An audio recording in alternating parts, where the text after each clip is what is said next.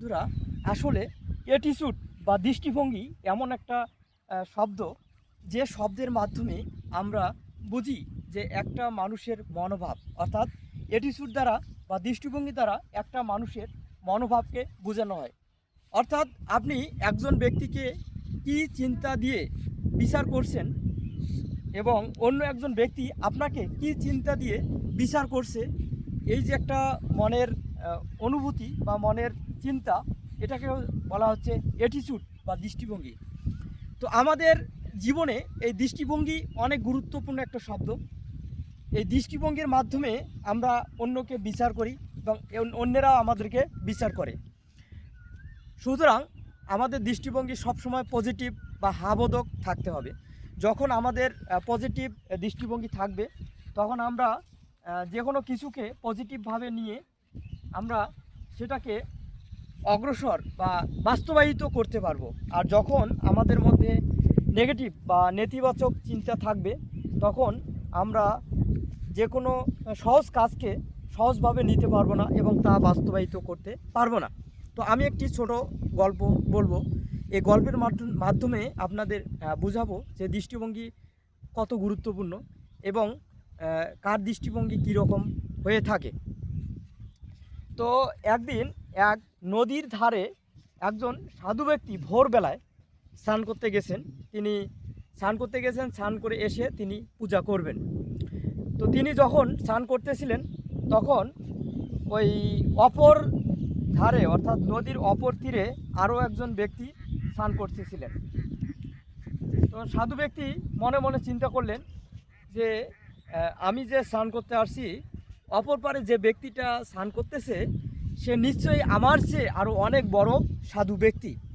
আমি যে সময় আসছি হয়তোবা সে আরও অনেক আগে এসেছে এবং সে আরও অনেক আগে ভগবানের পূজা অর্চনা করবেন। তো আসলে অপর দিকে যে ব্যক্তিটা ছিল, সে আসলেই একজন সাধু ব্যক্তি ছিলেন না, কিন্তু সাধু ব্যক্তির মনোভাব ছিল কি পজিটিভ।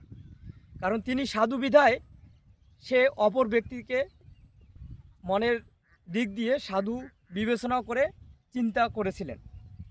তা আসলে অপর পারে যে ব্যক্তিটা ছিলেন, সে আসলে চুরি করে এসেছিলেন। সে একজন চোর ছিল। সে চুরি করার পর সকালে সারা রাত্রে সে চুরি করে এসে সে নদীর ধারে স্নান করতেছে। তো যখন ওই চোর ব্যক্তিটি ওই সাধু ব্যক্তিকে দেখেছিলেন স্নান করতে, তখন সে আবার মনে মনে চিন্তা করলেন, ওই ব্যক্তিটা আমার সে নিশ্চয়ই আরও বড় চোর। ঠিক আছে, সে চুরি করে এসে আমার আগে চুরি করে এসে নদীতে স্নান করতে এসেছে। তো দেখুন, আসলে এই গল্পের মাধ্যমে আমরা কি বুঝলাম? এই গল্পের মাধ্যমে আমরা এটাই বুঝলাম যে একজন সাধু ব্যক্তি, তার মনোভাব অর্থাৎ পজিটিভ, তার দৃষ্টিভঙ্গি হচ্ছে সবসময় পজিটিভ, তার ভিতরে শুধু পজিটিভ গুণেই বিদ্যমান।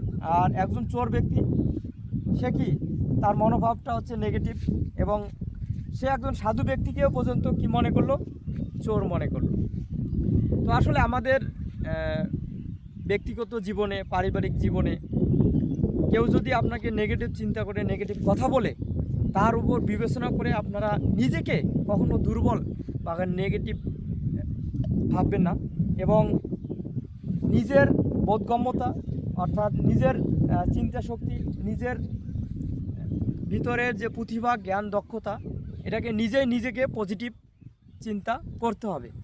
যখন আমরা নিজেকে পজিটিভ চিন্তা করতে পারবো, তখন আমাদের ভিতরের পজিটিভ শক্তির প্রকাশ ঘটবে এবং আমরা সেই পজিটিভ শক্তির মাধ্যমে নিজের জীবনকে প্রতিষ্ঠিত করতে পারবো। আর যদি আমরা নেগেটিভ চিন্তা করি, তাহলে আমরা সবসময় আমাদের জ্ঞান, বিদ্যা, বুদ্ধি এবং প্রতিভা নেগেটিভের দিকে চলে যাবে। আমরা আমাদের জ্ঞানের বিকাশ ঘটাতে পারবো না।